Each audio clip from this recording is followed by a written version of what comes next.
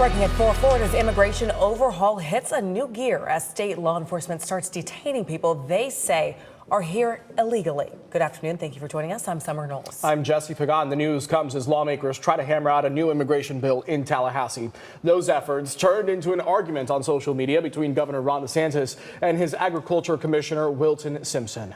West 2 anchor Nancy Alvarez inside the state capitol again today. Nancy, a lot of developments today. Let's start with the breaking news and these detainments happening now. Yeah, so much happening here, guys, and I want to start by getting you straight to these photos, these pictures posted by the Florida Department of Highway Safety and Motor Vehicles in just the last couple of hours. Now, according to the agency, these pictures show the Florida Highway Patrol supporting federal partners in detaining 12 people who are believed to be in the country illegally. The post saying this happened today here in Tallahassee. The Post also went on to express support for the governor and criticized the new bill, saying it would, quote, undercut our ability to deliver on this mission. Now, this is just another example of the dramatic developments we've been seeing since yesterday here in the state's capital.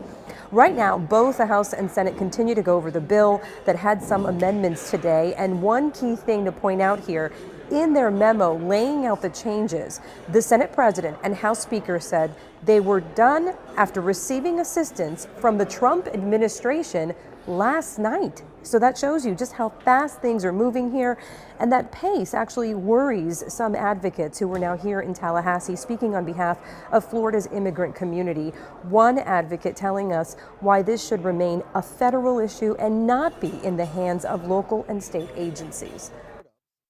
Immigration is not static. It's completely fluid. One person's immigration status can change several times over their lifetime. Oftentimes, folks don't even know their immigration status.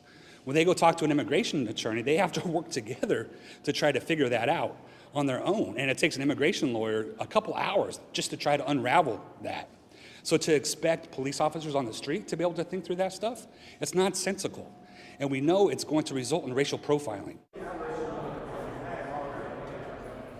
Now, lawmakers here have addressed those concerns, saying millions of dollars in this new bill could go into training police officers on how to support federal agents. As for the new language that I mentioned that was added today, among several things listed, reserving $25 million for an incentive program that would offer bonuses to police officers in local police departments and agencies who assist in ICE raids. So these are just a few things still under consideration here for this final bill that will eventually head to the governor's desk, but of course no telling what he's going to do. He has been so outspoken about how against it he is, so we may see a veto.